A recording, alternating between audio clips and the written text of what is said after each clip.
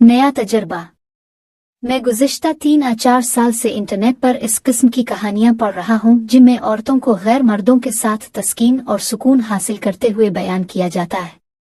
उन कहानियों को पढ़ने के बाद मेरे दिल में भी ये ख्वाहिश पैदा हुई कि क्यों ना मैं भी अपनी बीवी को किसी दूसरे मर्द के साथ ये सब करते हुए देखूं और इस तरह मेरी बीवी को भी एक नया जायका चखने को मिलेगा। लेकिन मैं इस बारे में अपनी बीवी से बात करते हुए हिचकिचाहट महसूस कर रहा था। फिर आखिरकार हिम्मत करके मैंने अपनी बीवी से इस बारे में बात की तो इसने मुझे साफ इनकार कर दिया। मगर फिर कुछ ही दिन बाद वो इस काम के लिए राजी हो गई तो मैंने फौरन एक ऐसे आदमी की तलाश शुरू कर दी जो मेरे ही सामने मेरी बीवी के साथ वो सब कुछ करे और उसको भरपूर तस्कीन और सुकून दे, और ये सब होता हुआ मैं अपनी आंखों से देखूं।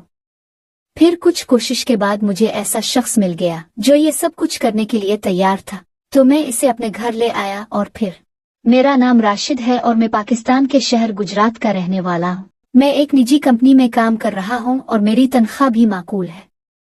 मेरी उम्र 33 साल है और मेरी शादी 7 साल कबल मेरी कजिन राशिदा से हुई जो मुझसे 6 साल छोटी है। वो 2 बच्चों की माँ होने के बावजूद बहुत स्मार्ट और सलीम है। इसके लंबे और घने बाल हैं, पेट तकरीबन न होने के बराबर है और उसकी आंखें ब्राउन हैं, जिसकी वजह से वो अब भी किसी लड़की की तरह लगती है।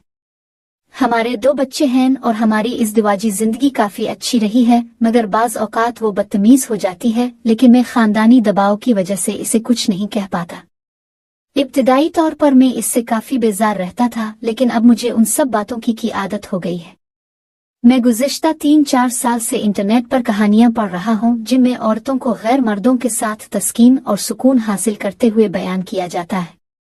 अब मेरे दिल में भी ये ख्वाहिश पैदा हुई कि मैं भी अपनी बीवी को किसी दूसरे मर्द के साथ ये सब करते हुए देखूं, लेकिन मैं इस बारे में अपनी बीवी से बात करने में हिचकिचाहट महसूस करता रहा। आखिरकार मैंने हिम्मत करके इस मौजू पर बात की, लेकिन वो इस पर राजी ना हुई। मगर मैंने हार नहीं मानी और इस मौजू पर बातचीत जारी रखी, लेकिन कोई नतीजा नहीं निकल सका। फिर आखिरकार मैंने इस मौजू पर राशिदा से बात करना छोड़ दी, लेकिन मेरी ख्वाहिश खत्म नहीं हुई और मैं मुसलसल इस बारे में सोचता रहा। फिर कुछ अरसे से दफ्तरी मामलात की वजह से मैं काफी परेशान रहा, जिसका असर मेरी इज़्दिवाजी जिंदगी पर भी पड़ा। जब से दफ्तरी मसाइल की वजह से परेशानी शुरू हुई, मैं महीने में कभी कभार ही राशिदा के साथ तस्कीन हासिल कर सका, हालांकि इससे पहले हम हर हफ्ते 3 या 4 बार ये सब करते थे। 1 या 2 बार उसने मेरे साथ छेड़छाड़ की, लेकिन मैंने इसे नजरअंदाज कर दिया। इसके बाद वो काफी परेशान दिखाई देने लगी, क्योंकि कई बार ऐसा हुआ कि जब हम एक दूसरे के साथ सुकून हासिल कर रहे होते तो अचानक मेरे ज़हन में दफ्तरी मामलात के हवाले से ख्यालात आ जाते, जिसकी वजह से मेरी शहवत खत्म हो जाती और मैं राशिदा को मुकम्मल सुकून नहीं दे पाता।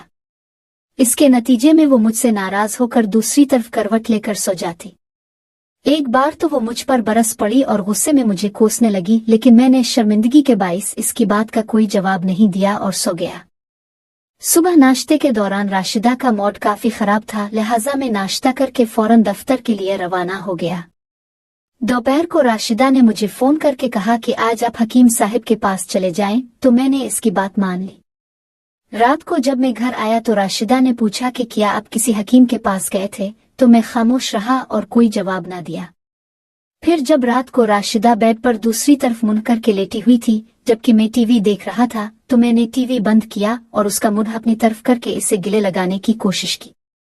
तो राशिदा ने मेरी तरफ मुंह किया और आंखों में आंखें डालकर कहने लगी कि लगता है कि अब आप मुझे पूरी तरह से तस्कीन नहीं दे सकते, मगर आप परेशान नहीं हो, मैं इसका कोई ना कोई हल निकाल लूंगी। और ये कहकर वो दोबारा करवट लेकर सो गई। मैं फौरन उनकी बात को समझ नहीं पाया कि वो क्या कहना चाह रही थी। अगले रोज दफ्तर जाते हुए मेरे ज़हन में राशिदा की रात की बात आ गई। इब्तिदा में मुझे बहुत गुस्सा आया, लेकिन बाद में मैंने देखा कि इसमें मेरी पुरानी ख्वाहिश की तकमील का मौका मौजूद है। चुनांचे मैंने अपने ज़हन में एक मंसूबा तैयार कर लिया कि राशिदा को हर रोज इस काम के लिए तैयार करूंगा और फिर इसे अधूरा छोड़ दूंगा। फिर मैंने इस मंसूबे पर अमल करना शुरू कर दिया। पहले दिन ही मैंने बिस्तर पर लेटते ही राशिदा के साथ छेड़छाड़ शुरू कर दी, लेकिन जब वो इस काम के लिए मुकम्मल तौर पर तैयार हो गई तो मैंने खुद को इससे अलग कर लिया और दूसरी तरफ करवट लेकर लेट गया। राशिदा ने मुझे अपनी तरफ मुतवज्जे करने की कोशिश की, मगर मैंने इसकी तरफ रुख नहीं किया। इस पर इसने मुझे सख्त अल्फाज में जवाब दिया और फिर खुद भी लेट गई। चंद दिन बाद मैंने दोबारा ऐसा ही किया। इस बार मुझे इसे राजी करने में कम से कम 1 घंटा लगा, मगर इसने इस शर्त पर हामी भरी कि अगर आज इसे अधूरा छोड़ा गया तो वो पूरी जिंदगी मुझसे ये काम नहीं करवाएगी। ताहम मैंने अपने मंसूबे के मुताबिक इसे फिर बीच में छोड़ दिया। इस वाकये के बाद राशिदा की मेरे साथ बातचीत बहुत कम हो गई और वो सिर्फ मुझे काम की हद तक ही बुलाती थी। इस दौरान मैंने ये भी महसूस किया कि जब वो किसी काम के सिलसिले में खरीदारी के लिए बाहर जाती है तो बहुत सज सावर कर जाती है। चंद रोज बाद मुझे एक दफ्तरी काम के सिलसिले में अपने 2 सीनियर्स के साथ 1 हफ्ते के लिए कराची जाना था, जिसके लिए होटल भी बुक करवा लिया गया था और एडवांस में रेलवे की एसी स्लीपर केबिन भी बुक करवा लिया गया था, जिसमें ज्यादा से ज्यादा 4 लोगों की गुंजाइश होती है और उस केबिन में सोने के लिए बेड और अटैच बाथरूम भी होता है। ताहम रवानगी से सिर्फ 1.5 घंटा पहले जब मैं जाने के लिए तैयार हो रहा था, मुझे मेरे एक सीनियर का फोन आया कि वो दोनों किसी वजह से कराची नहीं जा सकते, लिहाजा मुझे अकेले ही जाना होगा। लेकिन उन्होंने मुझे मशवरा दिया कि क्यों ना मैं अपनी बीवी को साथ ले जाऊं, क्योंकि ट्रेन की सीटें और कराची में होटल पहले ही बुक कर ली गई थी। मैंने राशिदा से बात की कि हमें कराची जाना है, तो वो मान गई क्योंकि वहां उसकी बड़ी बहन रहती है। मैंने उन्हें बताया कि वो इसी बहाने अपनी बहन से भी मिल लेंगी, जबकि बच्चों को अपने मैके छोड़ देंगे। राशिदा ने फौरन अपने भाई को फोन किया, जो आकर बच्चों को ले गया और वो फौरन तैयार हो गई। इसने ऐसे कपड़े पहने के जिनमें उनका जिस्म नजर आ रहा था, मगर मैंने इसे कुछ नहीं कहा और हम लोग रेलवे स्टेशन पर पहुंच गए। ट्रेन आई और हम अपने केबिन में पहुंच गए, जहां 4 सीटें थीं, जिनमें से 3 हमने बुक करवाई थी। इस केबिन में 2 नीचे आमने सामने बेड लगे हुए थे और 2 ऊपर आमने सामने बेड थे। मैं सोच रहा था कि ये केबिन मर्दाना है और चौथा शख्स भी यकीनी तौर पर मर्द ही होगा और अगले किसी स्टेशन पर केबिन में आने वाला था। इस ख्याल के तहत मैंने केबिन का दरवाजा अंदर से बंद कर लिया और राशिदा के साथ छेड़छाड़ शुरू कर दी, ये सोचते हुए कि अगर चौथा मुसाफिर एक नौजवान मर्द हुआ तो मेरी ख्वाहिश पूरी हो सकती है। राशिदा ने मुझे दोबारा बुरा भला कहना शुरू कर दिया, लेकिन मैंने इसके साथ छेड़छाड़ जारी रखी। जब लाहौर रेलवे स्टेशन पर गाड़ी रुकी तो केबिन के दरवाजे पर किसी ने दस्तक दी। मैंने दरवाजा खोला तो सामने एक खूबसूरत नौजवान खड़ा था, जिसकी उम्र तकरीबन 20 या 22 साल थी और वो पेंट शर्ट में मलबूस था, हाथ में एक छोटा सफरी बैग पकड़े हुए था। इसने कहा, मेरी यहाँ सीट बुक है। मैंने जवाब दिया, जी आइए आइए। मैंने इसे रास्ता देते हुए कहा। वो केबिन में दाखिल हुआ और मेरी बीवी की तरफ देखकर बोला, सॉरी, अब मेरी वजह से तंग होंगे, अभी टिकट चेकर आता है तो मैं इससे कहकर केबिन तब्दील करवा लेता हूँ। मैंने कहा, नहीं नहीं, हम लोग डिस्टर्ब नहीं होंगे, तुम आराम से बैठो, हमें तुमसे कोई परेशानी नहीं, बल्कि हमें तुमसे गुपशप करने में खुशी होगी। इस पर वो मेरी बीवी के सामने बैठ गया, जबकि मैं राशिदा के साथ बैठ गया और हमने आपस में बातें शुरू कर दी। पहले तारुफ हुआ, फिर बाहमी दिलचस्पी की बातें होने लगे और ये बात सियासत तक पहुंच गई, जिसमें गर्मा गर्म बहस होने लगी।